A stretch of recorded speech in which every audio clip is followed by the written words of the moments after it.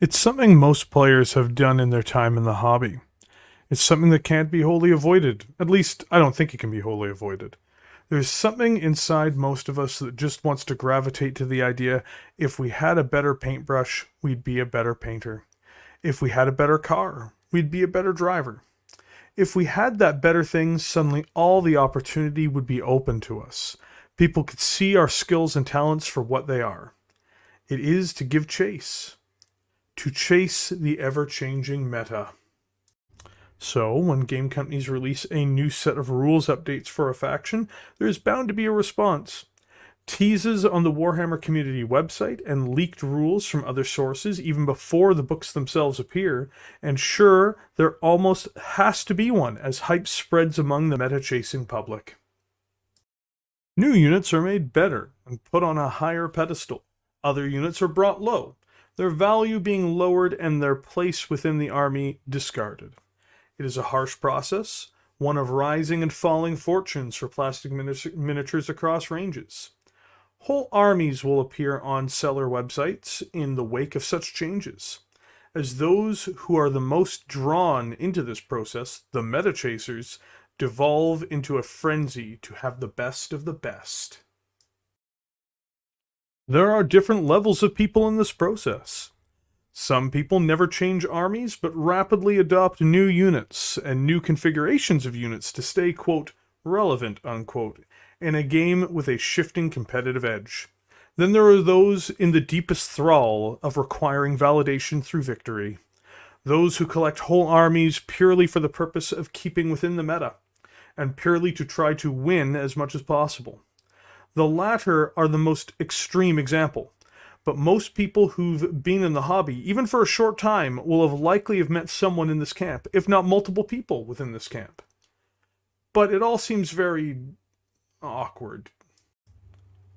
Is it the desire to be validated through victory? Is it to prove their own talent as a player? Is it just the thrill of being able to win it all?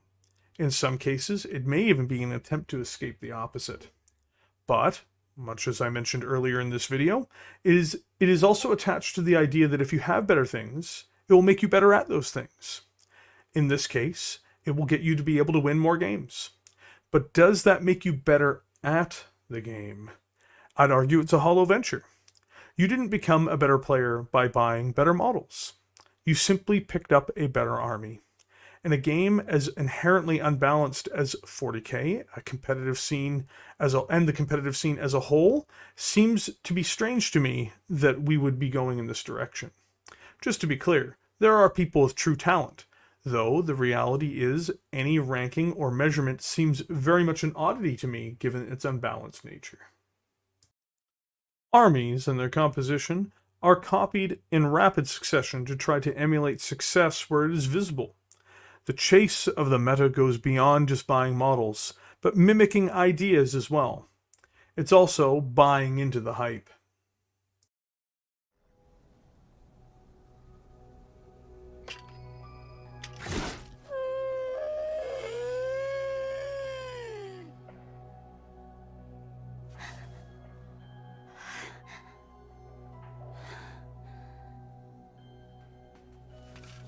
Are you...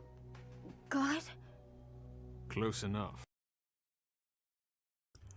To look towards current events, looking at the scene unfold before us. People have bought Wraith Knights, Storm Surges, Hammerheads, Fire Dragons, and any other assortment of products with the new good rules on the horizon. To me, it all seems to be strange, almost like a theater, watching it unfold before my eyes. I have become removed from it over time, building and painting only models that I truly enjoy and want to build, or building armies based on themes more centered around a narrative force. This has left me as an outsider looking in.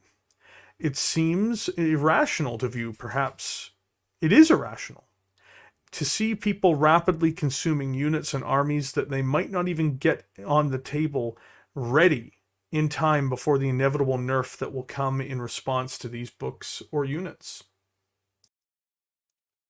Weapon profiles will change. Points will be dramatically adjusted. Special rules will be reworded.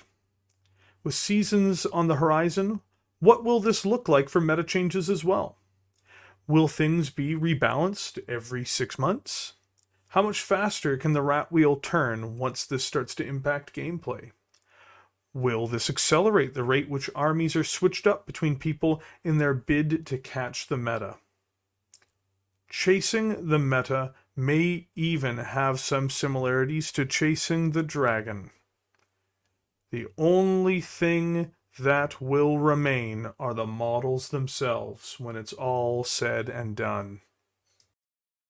In some cases, people will luck out.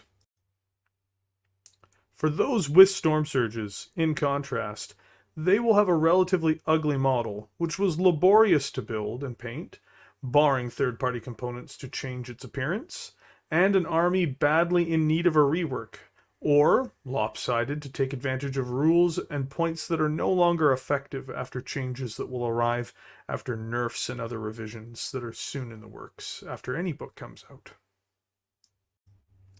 Entering the meta chase is to enter a long-term scenario that cannot be won. There will always be a brighter unit on the horizon. There will always be a new army waiting in the wings. To enter this competition, no matter how long you sprint it, is to enter a competition that has no possible chance of victory. Like the shifting tides of the warp, the meta is ever changing. Armies can be raised, sold, mothballed, and all for the sake of being on the bleeding edge. But it will one day be cast aside. Because there is only one constant about the meta, and that is change.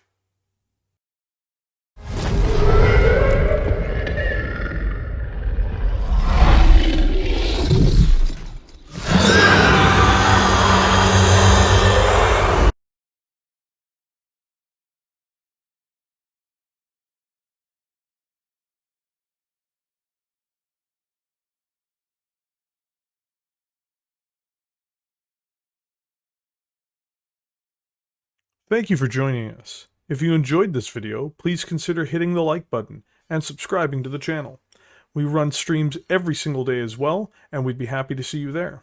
Best regards.